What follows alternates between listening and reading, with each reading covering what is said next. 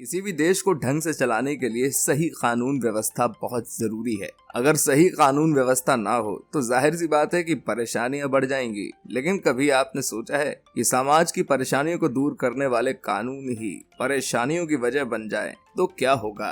तो दोस्तों, स्वागत है आपका हमारे YouTube चैनल हिंदी पैक पर। और आज के इस वीडियो में हम बात करने वाले हैं ऐसे अजीबोगरीब कानून के बारे में जिन्हें जानकर आपका दिमाग भी चकरा जाएगा। तो चलिए वीडियो शुरू करते हैं। अब एक बात बताइए कि अगर आपके गाने सुनने पर भी कोई नियम बन जाए तो आपको कैसा लगेगा? अरे भाई, मैं मजाक नहीं कर रहा हूँ। दरअसल कनाडा में कानून है कि यहाँ रेडियो पर बजने वाला हर 5वां गाना किसी कनाडाई द्वारा गाया गया हो, और इस नियम को कनाडा के ऑडियो एंड टेलीविजन आयोग के द्वारा बनाया गया है। वैसे आप भी यही मानते होंगे कि किसी के जीने और मरने का न तो वक्त निश्चित है और न ही कोई जगह, पर ऐसा आप मानते हैं भाई साहब, इंग्लैंड वाले लोग नहीं। क्योंकि इंग्लैंड में कानून है कि यहाँ संसद में किसी की मौत नहीं हो सकती। साल 2007 में इसे यूके का सबसे बेतुका कानून करार दिया गया था और इसी कारण लोगों ने कहा था कि इस कानून का कोई आधार नहीं है। अब आप टॉयलेट जाने के बाद फ्लश तो करते ही होंगे। आप सोच रहे होंगे कि अचानक से फ्लश की बात कहां से आ गई। तो आपको बता दूं कि स्विट्जरलैंड में फ्लश कब करना है और कब नहीं करना है, इस पर भी कानून बनाया हुआ है। जी हाँ दोस्तों, अगर आप स्विट्जरलैंड में किसी अपार्टमेंट में बिल्डिंग में रह रहे हो तो यहाँ रात 10 बजे के बाद आप टॉयलेट में फ्लश नहीं कर सकते, चाहे वो आपका अपना घर ही क्यों ना हो। वहाँ की सरकार इसे ध्वनि प्रदूषण मानती है। अरे भाई, अब सुसु जाने के लिए भी सरकार से परमिशन ले क्या? हाँ, ये कर लो पहले। अच्छा, एक बात बताइए, आपने बहुत सी जगहों पर एक बात तो पढ़ी ही होगी कि मुस्कुराइए, आप कैमरे की नजर में हैं। पर क्या आपको पता है कि अगर आप इटली के मिलान शहर में हैं तो जरूरी है कि आप हर समय अपने चेहरे पर मुस्कान रखें। सिर्फ अंतिम संस्कार और अस्पताल में इसे छूट दी गई है। इसके अलावा अगर आप ये नियम नहीं मानते हैं तो आप पर जुर्माना लगाया जा सकता है। आपका तो पता नहीं, पर मुझसे तो ये फेक स्माइल नहीं होगी। ये हंस रहे हलकट हंस। तो मिलन जाना कैंसिल। शादी एक पवित्र बंधन होता है, पर क्या आपको पता है पिता अपनी बेटी से शादी कर सकता है? जी हाँ दोस्तों, ईरान में पिता अपनी बेटी से भी शादी कर सकता है। ये कानून साल 2013 में पास हुआ था, जिसके तहत कोई भी पिता अपनी गोद ली हुई बेटी से शादी कर सकता है। लेकिन इसके लिए शर्त यह है कि बेटी की उम्र कम से कम 13 साल होनी चाहिए। अब अजीबोगरीब कानून की बात हो रही हो और उत्तर कोरिया के तानाशाह किम जोंग का नाम नहीं आए, ऐसा तो हो ही नहीं सकता। दरअसल किम जोंग अपने देश उत्तर कोरिया में नीले रंग की जीन्स पर रोक लगा चुके हैं। पश्चिमी संस्कृति के प्रभाव से बचाने के लिए उत्तरी कोरिया में इसे प्रतिबंधित किया गया है। वैसे तो भूखों को भोजन कराना पुण्य का काम होता है और ये भी कहा जाता है कि अगर पक्षियों को दाना डाला जाए तो बहुत अधिक पुण्य मिलता है। पर सैन फ्रांसिस्को की सड़कों पर कबूतरों को खाना खिलाना गैर कानूनी है। आपको ये भी बता दूं कि ये सच है कि कबूतर हमारे इकोसिस्टम को खराब कर रहे हैं और बहुत ही बीमारियों का कारण बन रहे हैं। और इसके अलावा बहुत सी रेयर बर्ड कबूतरों की वजह से अब नहीं दिखती और कबूतरों की बीट की वजह से इंसानों में गंभीर बीमारियां हो रही हैं। अगर आप शहर में कबूतरों को खाना खिलाते हुए पकड़े जाते हैं तो आपको भारी जुर्माना भरना पड़ सकता है।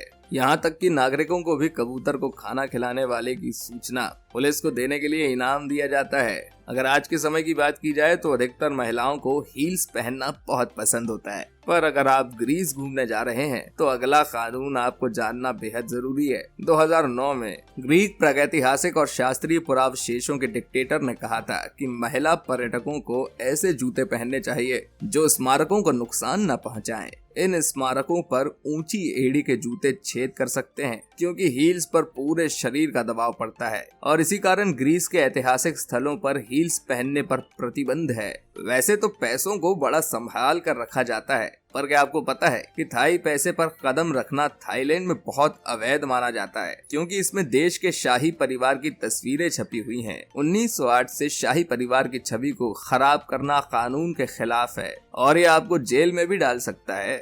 एक बात बताइए, क्या आपने कभी च्युइंगम खाई है और क्या आपको च्युइंगम खाने की आदत है? अगर आपका जवाब हाँ है और आप सिंगापुर जाने की सोच रहे हैं तो आपको बता दूं कि सन 1992 में सिंगापुर में च्युइंगम पर प्रतिबंध लगा दिया गया था, पर सन 2004 में बैन में कुछ संशोधन किए गए और तब से डॉक्टर या फार्मासिस्ट से आप डेंटल, थेरोपेटिक और निकोटीन च्युइंगम खरीद सकते हैं। दरअसल बैन इसलिए लगाया गया था क्योंकि बदमाशों ने ट्रेनों के दरवाजे के सेंसर मेल बॉक्स की होल के अंदर लिफ्ट के के बटन, सीढ़ी और जहाँ भी सफाई करना मुश्किल था वहाँ च्युइंगम चिपकाना शुरू कर दिया था। वैसे आपको एक बात बताऊं, बचपन में मैं खुद अपने स्कूल की डेस्क के नीचे च्युइंगम चिपका देता था। शायद मेरे जैसे खुराफातियों की वजह से ही सिंगापुर में ये रूल बनाया गया होगा। जोर जोर से बोल के लोगों को स्कीमें बता दे।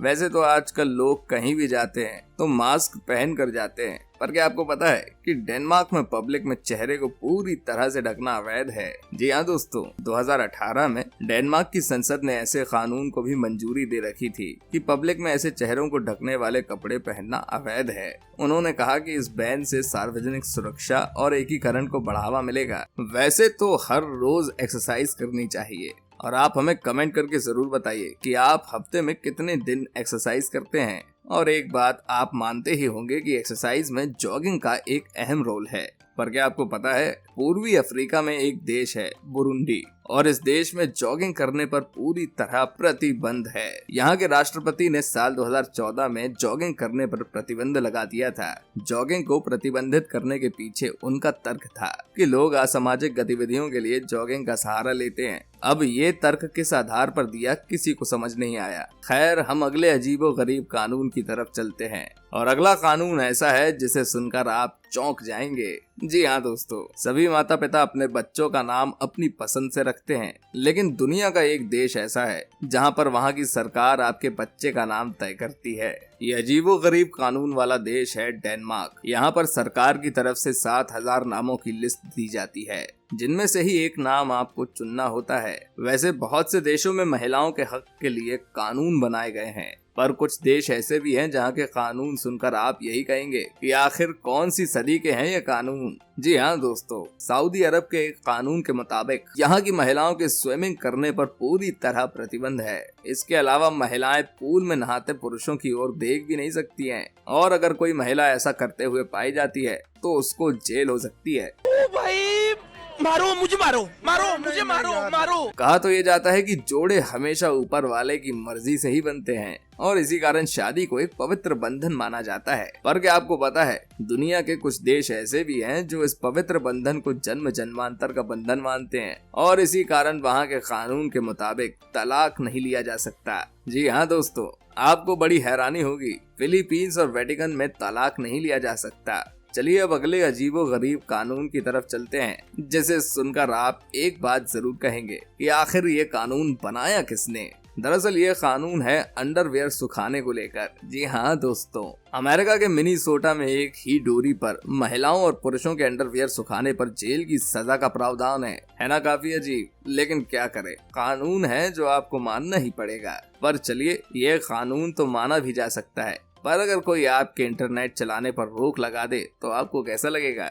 मैं कोई मजाक नहीं कर रहा हूँ दोस्तों। वैसे तो पूरे वर्ल्ड में इंटरनेट का इस्तेमाल तेजी से बढ़ रहा है। कुछ लोगों के लिए इंटरनेट के बिना आज जिंदगी की कल्पना करना भी मुश्किल है, लेकिन बर्मा में एक ऐसा कानून है जिसके अंतर्गत इंटरनेट चलाना कानून के खिलाफ माना जाता है। वहाँ पर अगर कोई नेट चलाता हुआ पकड़ा जाता है तो उसे जेल की सजा भुगतनी पड़ती है। अब कोई बर्मा की सरकार को समझाए कि इंटरनेट काम की चीज है यार। वैसे ही हम घर के छोटे मोटे काम खुद ही कर लेते हैं, जैसे आप अपने घर में बल्ब खुद ही बदलते होंगे, पर विक्टोरिया में पेशेवर इलेक्ट्रीशियन से ही बल्ब बदलवाने का कानून है। ऐसा ना करने वालों को $10 ऑस्ट्रेलियन का जुर्माना देना पड़ता है। चलिए इस कानून को एक बार फिर भी समझ लिया जाए। पर अगर कोई सरकार आपके पतले होने पर ही कानून बना दे तो आप क्या करेंगे? जी हाँ दोस्तों, जापान में पतले होने पर भी एक कानून है। जी हाँ दोस्तों, जापान ने भले ही हमें सुमो रेसलिंग जैसी चीज दी है, लेकिन शायद आपको ये नहीं पता कि वहाँ मोटा होना गैर कानूनी है। कानून के मुताबिक 40 साल से ज्यादा मर्दों और औरतों की कमर को 32 इंच से ज्यादा होना गैर कानूनी है। ऐसे कैसे यार? मेरे जैसे लोगों का तो जापान में कुछ हो ही नहीं सकता। मतलब अब मैं वो क्यूट जापानीज लड़कियां कभी नहीं देख पाऊंगा। वैसे क्या ये रूल सिर्फ वहाँ रहने वालों के लिए है या घूमने जाने वालों के लिए भी? हमें आप नीचे कमेंट करके जरूर बताइएगा। और अगर आप भी ऐसे ही किसी विषय पर वीडियो देखना चाहते हैं तो हमें कमेंट करके बता सकते हैं। हम आपके दिए गए टॉपिक पर जल्द ही वीडियो लाने का प्रयास करेंगे। और अगर आपको ये वीडियो पसंद आया हो तो वीडियो को लाइक जरूर करें और ज्यादा से ज्यादा लोगों के साथ इसे शेयर करें। धन्यवाद।